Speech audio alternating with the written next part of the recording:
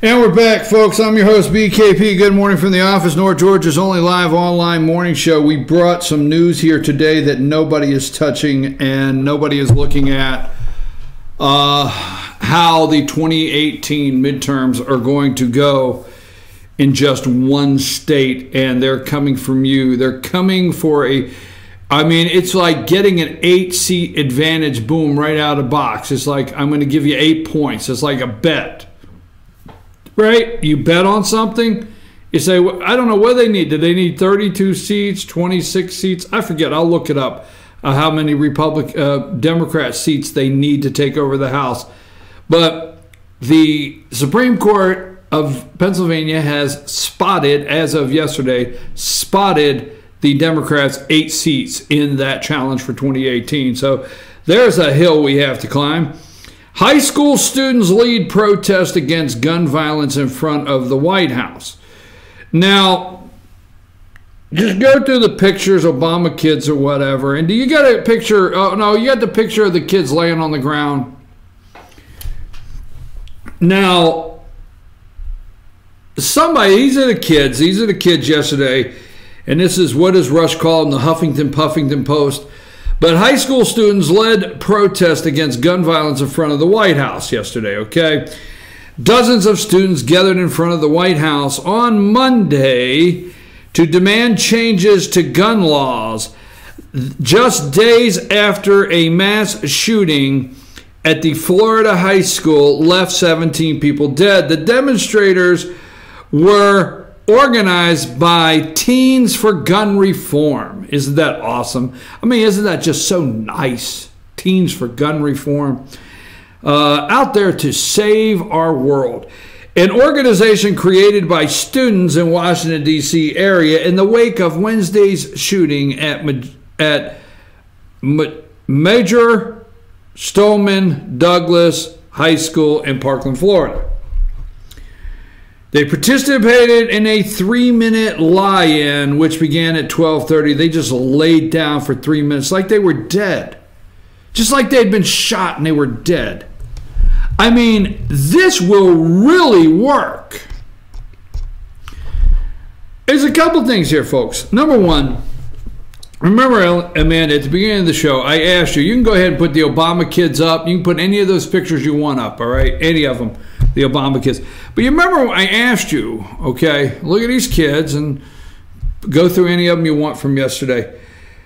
I told you at the beginning of the show, I wanted to make sure that in no way whatsoever did I highlight in any positive way this mass murderer, this deranged, demented, masked, evil murderer in any way. But yesterday in the court, now, juvenile records are closed. And I know what you're about to say. Well, this is far from doing something stupid. So I'm going to use the window from doing something stupid, okay, to doing something as bad as Parkland, Florida. Stupid, Parkland, Florida, still yet. You have a juvenile record, all right? Stole the video over at Walmart one day, and you're 16 years old, and your friends, whatever, okay? You have a juvenile record. So you hit a patch at 16 that, you got in trouble. But then all of a sudden, next thing you know, you're 19, you went in the military, you got married, you got 2 kids, you're going to church on Sunday, whatever, right? So the juvenile record system in this country has been treated different based on it gives you the opportunity to do something stupid. Your school records have been treated. I cannot go to a high school and get records on a child, the privacy. Okay? Just a little concerned on how they're moving forward here on some things. Now, look at mental illness.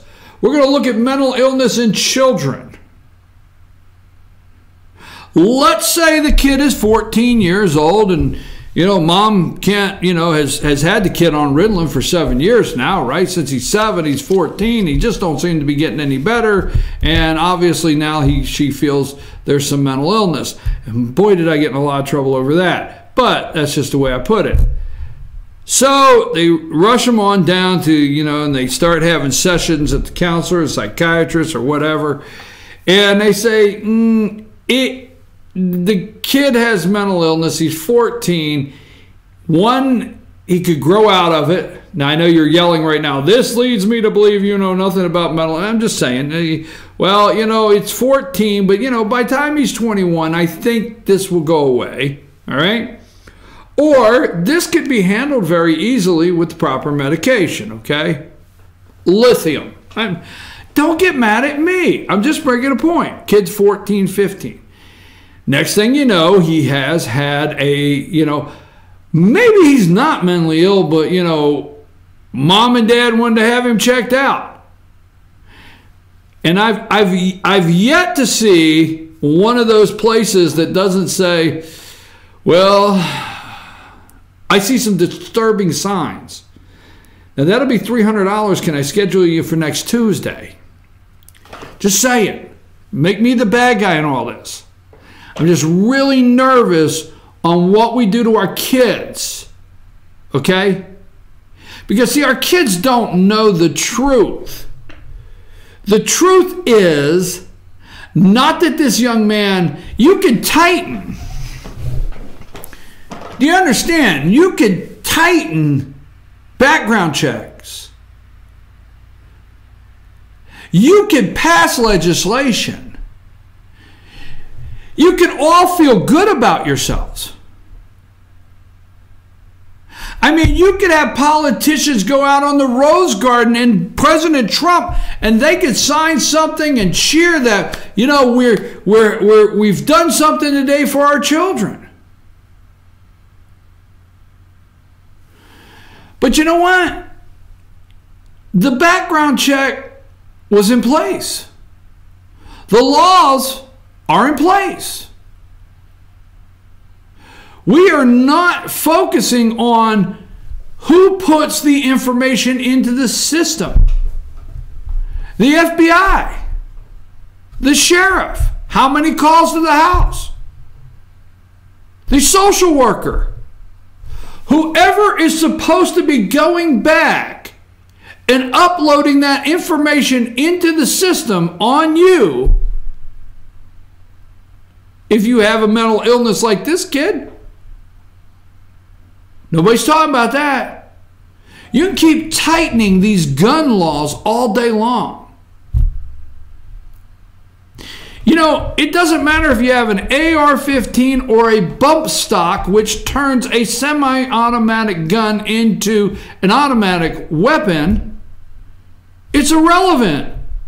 If we have background checks and we have a system to verify who should have guns in this country, and I know I always got to be careful. I hate saying like who should have guns in this country, all right?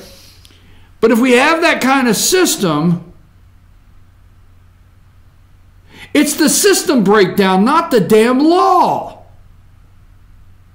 Now, if we're going to, the court says, if we're going to open up and we're going to talk about some of these things, do you realize if we could get the Obama kids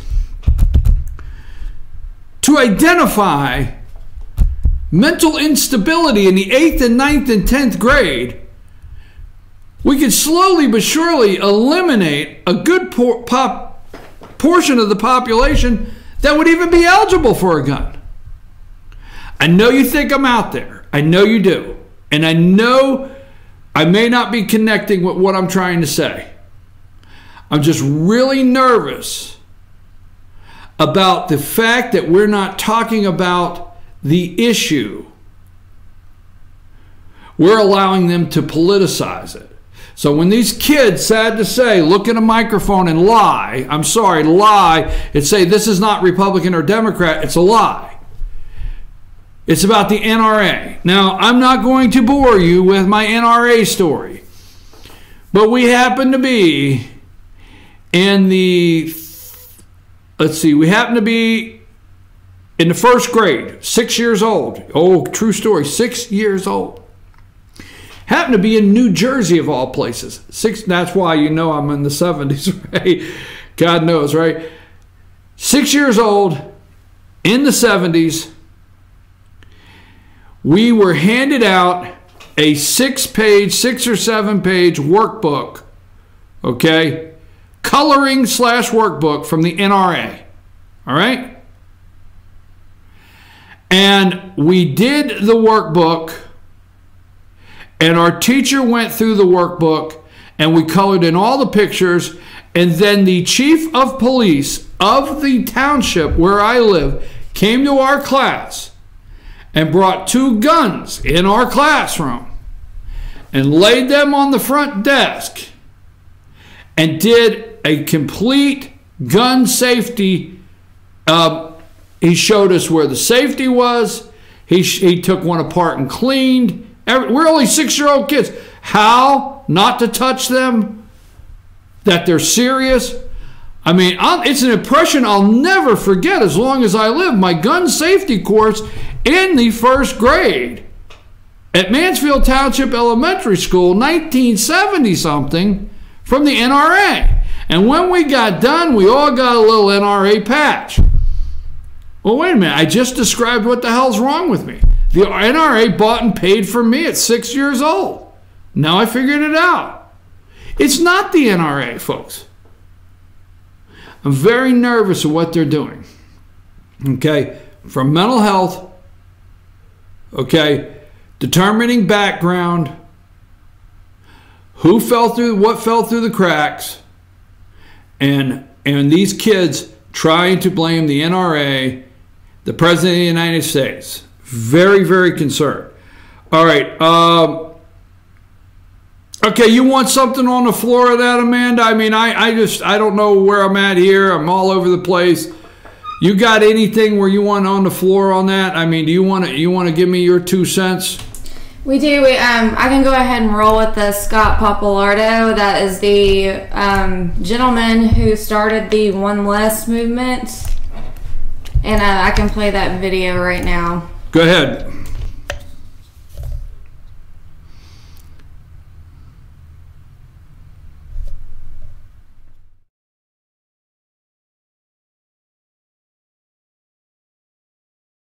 Capable of snapping and committing a horrific crime.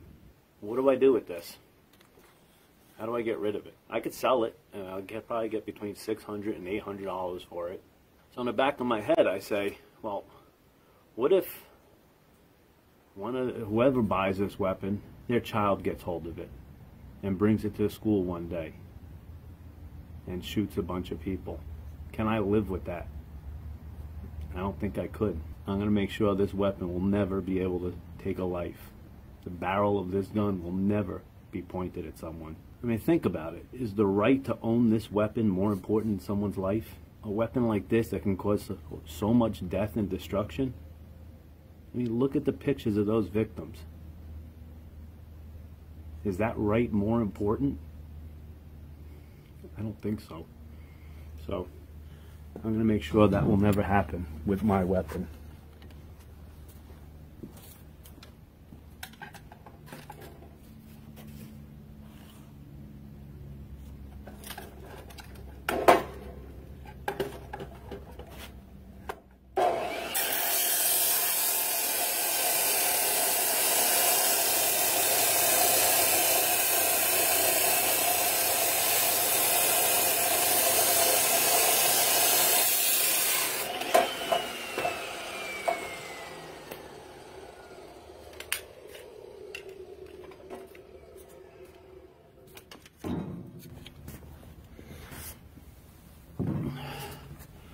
Now, people have always said there's so many of them out there.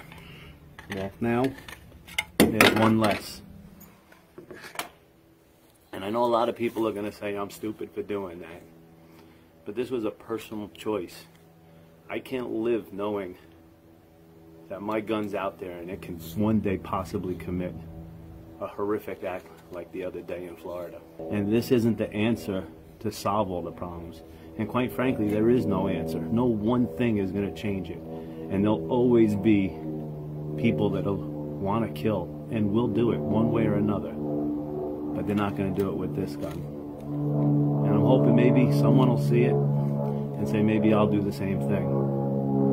And for all you haters out there that think I'm very stupid for doing this, I hope and I pray that it doesn't take the barrel of one of these guns pointed at your child's head to change your mind.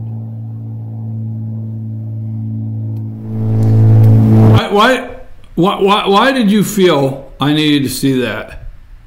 Go ahead, Amanda. This is your show now. Take it over. So I'm going to go ahead and say to Scott Papalardo that I do think it's stupid to saw your AR-15 in half, or actually at the barrel. He actually, doing that, just made it a short barrel assault rifle, which was a felony. But he actually did come back on his Facebook and did saw another piece into it. I've got a picture up there and hashtagged it one less.